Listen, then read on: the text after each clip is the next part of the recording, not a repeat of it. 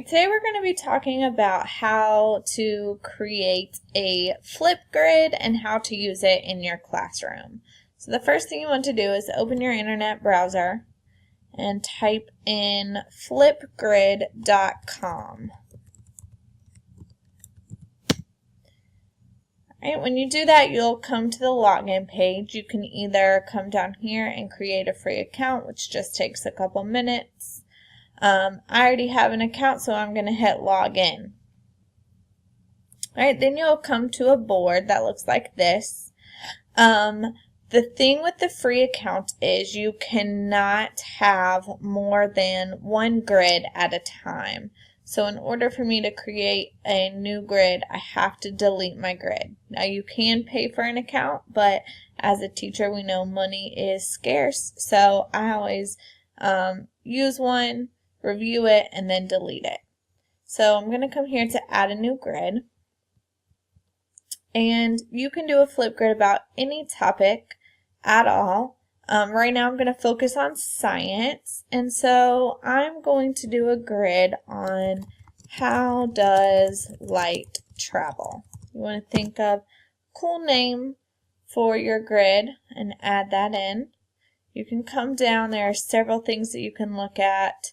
If you want it to be password protective, if you want to be able to share in links, I would definitely make sure that this part right here is green, because that's how we're going to get others to respond to our grid.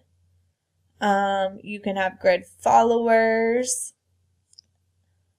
Alright, and then this is the fun part, the grid cover. You can customize it with a picture. They have plenty of pictures for you to choose from, or you can upload your own.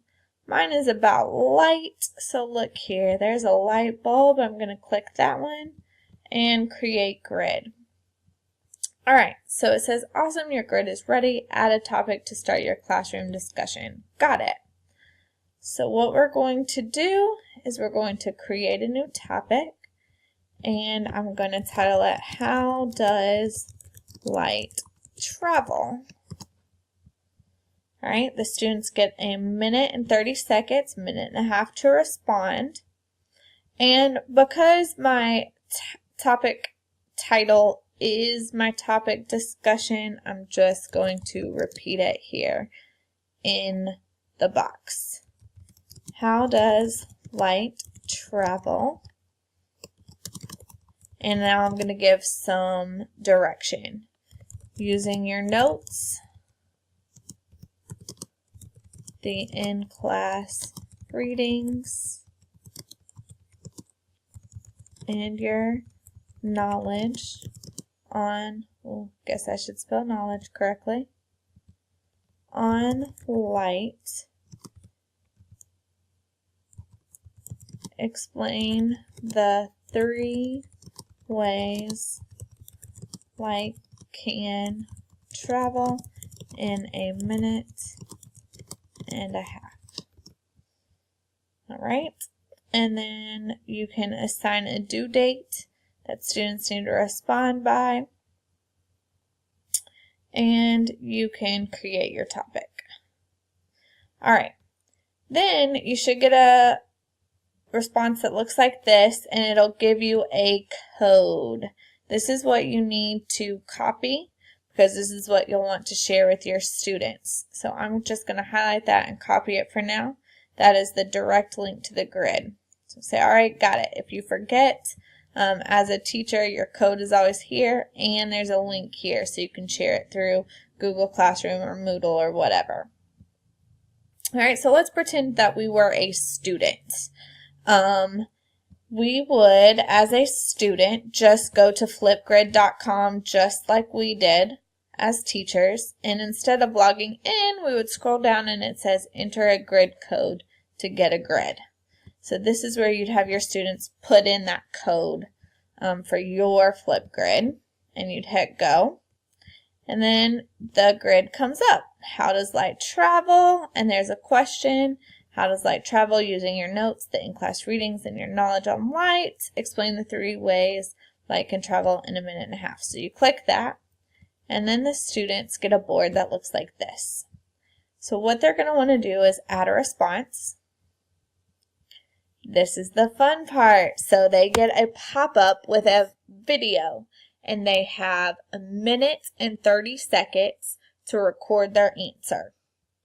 So they hit this record button. It'll start looking like this, count it down, and they will talk for 1 minute and 30 seconds. Everything they can say about light and how it moves and how it travels. And when they're done, they have to be done in 1 minute and 30 seconds.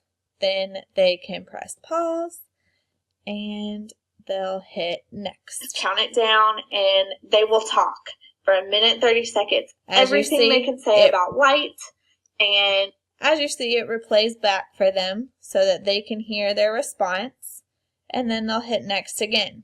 Then they get to take a selfie, and the students love this. So I always tell them to do something cool. They hit that picture button, it takes a selfie, and this is the picture that will display on the front of their grid. So they'll hit next.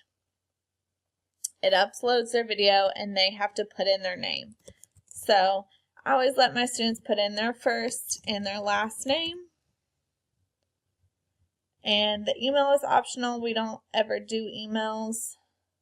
And then close. Then, when everyone's done, you can see everyone's picture with their name and their response.